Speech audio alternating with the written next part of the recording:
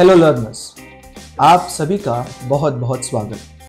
शुरू करते हैं आज के नए सेशन से, जिसके कॉन्सेप्ट का नाम है मॉडल्स। अगर आप अपने अंग्रेजी वाक्य द्वारा जिस किसी से बात कर रहे हो उस पर बल का उपयोग करना चाहते हो या उसे कोई चीज़ करने में विवश करना चाहते हो या ज़बरदस्ती करना चाहते हो, तो अंग्रेजी में जिस मॉडल का हम उपयोग करेंगे वो है मस्ट। अगर मैंने कहा तुम्हें रोज़ सुबह 6 बजे उठकर दौड़ने जाना ही होगा, शायद मैं अपने बेटे से बात कर रहा हूँ, मैं चाहता हूँ कि वो तंदुरुस्त रहे, रोज़ सुबह उठकर भागने जाए, तो मैं उस पर बल का प्रयोग कर रहा हूँ, उसे बोल रहा हूँ कि तुझे ये करना ही होगा।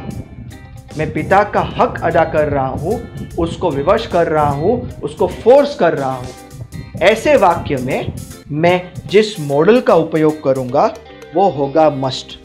तो कैन और कुड क्षमता के लिए और मस्ट बल, विवश करने के लिए या फिर ज़बरदस्ती दर्शाने के लिए। अगर आपको अपने अंग्रेजी वाक्य द्वारा किसी को कुछ सुझाना है, आप जोर ज़बरदस्ती नहीं कर सकते क्योंकि आपका ज़बरदस्ती करने वाला अधिकार नहीं है, लेकिन आप कुछ सुझाना चाहते हो, सुझाव देना चाहते हो, तो जिस मॉडल का हम उपयोग करेंगे वो मॉडल है शुड। मस्ट वाले वाक्य में मैं पिता के नाते मेरे बेटे को ज़बरदस्ती कर सकता था कि भाई तुझे सुबह उठ के दौड़ने जाना ही होगा, लेकिन सोचो मैं पिता के रूप में बात नहीं कर रहा हूँ, एक पड़ोसी के रूप में बात कर रहा हूँ। अगर मेरा पड़ोसी व्यक्ति थोड़ा कमज़ोर हो गया है, बीमारी से उठा है और मुझे उसे कुछ सलाह देनी है, तो मैं उस पर बल नहीं जमा सकता, मैं उसे विवश नहीं कर सकता, मेरा अधिकार नहीं है। उस नाते में, एक पड़ोसी के नाते में मैं उसे सुझाव दे सकता हूँ। मैं उसे कह सकता हूँ, हे पड़ोसी, तुझे सुबह उठकर रोज़ थोड़े समय के लिए दौड़ने जाना चाहिए।